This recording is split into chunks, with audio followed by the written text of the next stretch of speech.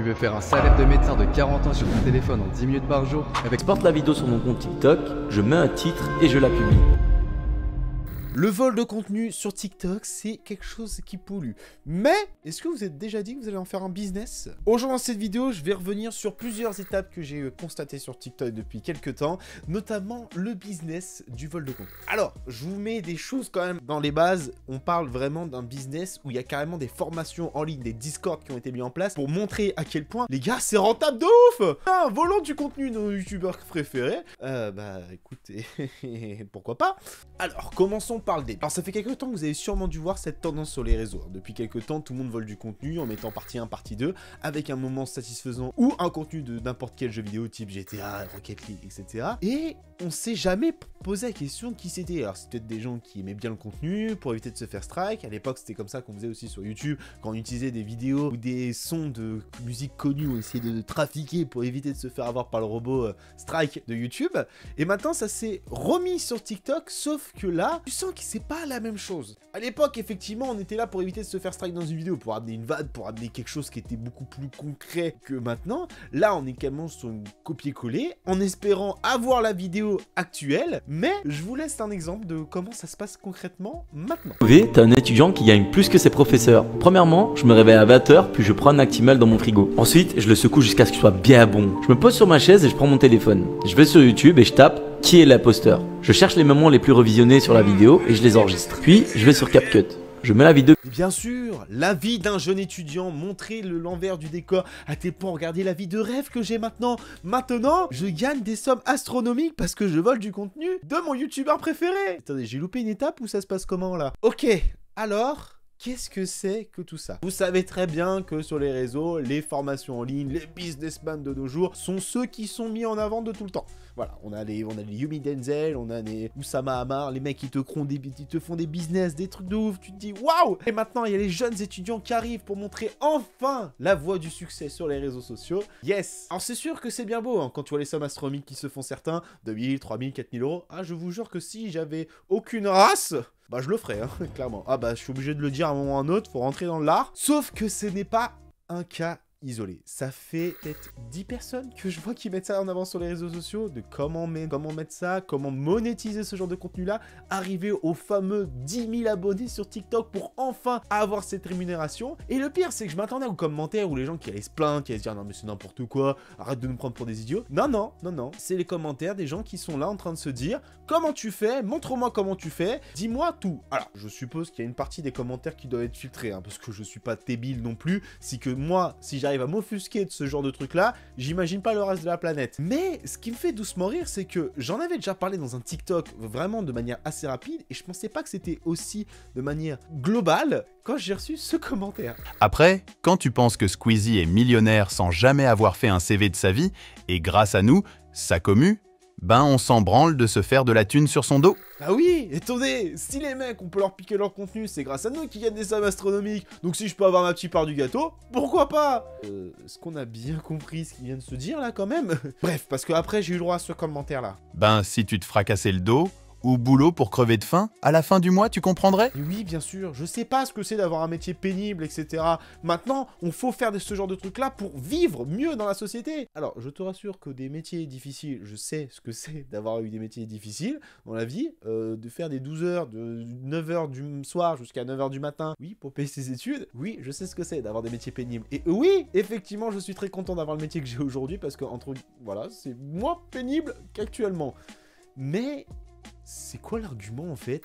Ben écoute, va subir la vie. Et ensuite, tu le reparleras. Ah bah tu viendras nous voir quand tu comprendras la vie, écoute ça gamin! Voilà, ça c'est un exemple concret de les interactions que je peux avoir avec certains de ces personnes-là qui volent du contenu, qui assument complètement voler du type de contenu, qui comprennent pas derrière. J'ai rien contre le fait de reposter des vidéos, de faire des mini-clips, de faire des rewinds si vous préférez, des trucs comme ça, ou des best-of, ok. Mais en fait, le problème de tout ça, c'est que, effectivement, pour certains créateurs, c'est la meilleure façon d'avoir plus de visibilité. Effectivement, il y en a qui s'en fichent. Si on pose la question aux créateurs contenu directement, qu'est-ce que ça leur fait, eux, de se faire piquer leur contenu directement sur les réseaux avant même qu'ils y pensent et que derrière ils se font 0 centime. Alors, je doute bien que la plupart des gros créateurs s'en fichent un petit peu royalement, même si j'ai quelques doutes sur la marchandise, mais de se dire, avant même que la vidéo soit postée, on est déjà ça, et le problème, qu'est-ce que ça peut amener? Alors, je me suis renseigné un petit peu de ce qui se passait à droite à gauche, donc effectivement, il y a tout ce contenu-là volé, quand les gens sont là juste pour se faire des bénéfices, etc.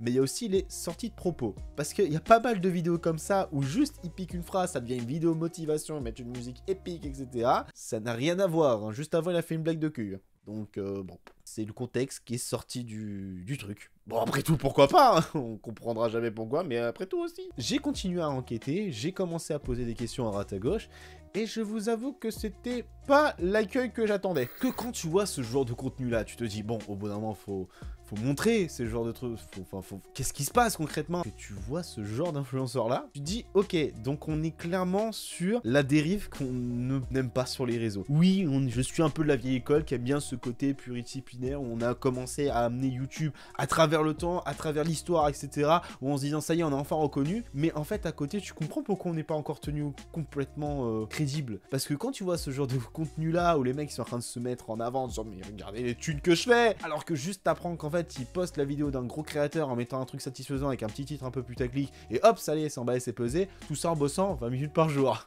C'est pas moi, c'est eux qui le disent. Hein. 10 minutes par jour. Oui, bah écoutez, hein, la vie d'entrepreneur est tellement difficile de nos jours. Hein. Ouais. Après, il y a une question que j'ai envie de me poser et que j'ai envie de poser au plus grand nombre. Ok, il y en a qui font de l'argent. J'essaie de comprendre, je me fais l'avocat du diable.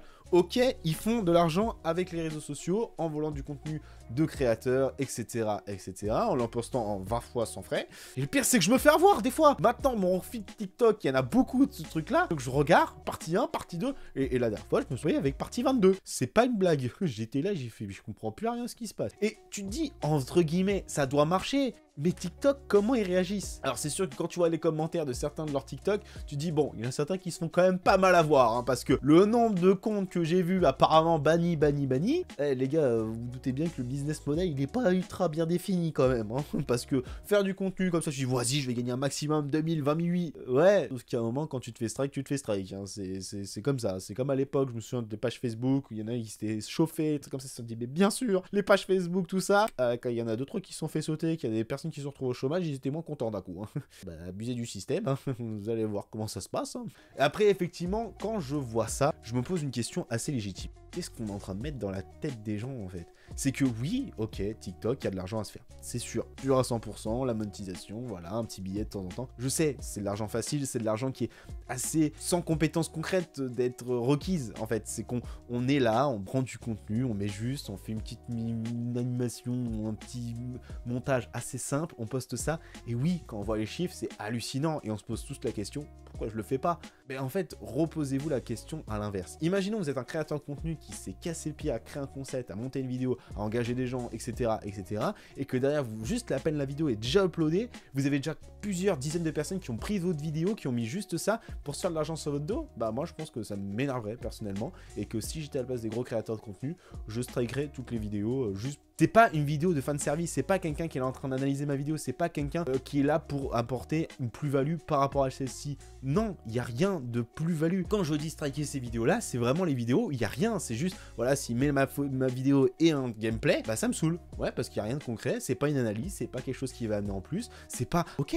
c'est comme si demain j'étais musicien et que je faisais un clip et que je voyais tous les mecs analyser mon clip, je leur dis, mais les gars, faites-vous plaisir, analysez-le de A à Z, et que je vois quelqu'un à côté qui le reposte juste en mettant des sous-titres, en disant, regardez le moment satisfaisant, bah non, ça me fait chier. Ça me fait chier parce qu'il n'y a rien de plus-value. On m'a juste volé en contenu juste pour se faire de l'argent sur mon dos en n'apportant rien de plus. Alors qu'à côté, je serai le premier à adorer les gens qui analysent mon contenu, qui seront là à apporter des trucs, que moi je m'en mette en question, des choses que j'avais pas vues, que j'avais mal analysées, etc., etc. Mais génial, apprenez-moi un truc que je savais pas avant, tu vois. Et ça, c'est la meilleure façon que je trouve qu'Internet est. C'est que actuellement, quand tu crées un contenu, il appartient à la plateforme et que derrière, quand les gens se l'approprient en faisant quelque chose en plus, en apportant leur billes, en apportant leur univers, etc. et que tu peux voir derrière ce qui a été fait, juste génial. Le jour où moi ça m'arrivera, qu'on commencera à analyser mes vidéos et que je pourrai voir ce qui s'est dit, ce que les gens pensent de ce que je fais, etc. Mais je suis soit très heureux, soit ça me fera chier sur le moment parce que je me ferai descendre. Mais je me dis, waouh, ok, je vais analyser ça, je vais poser la question, ok, pourquoi il a pensé ci, pourquoi il a pensé ça,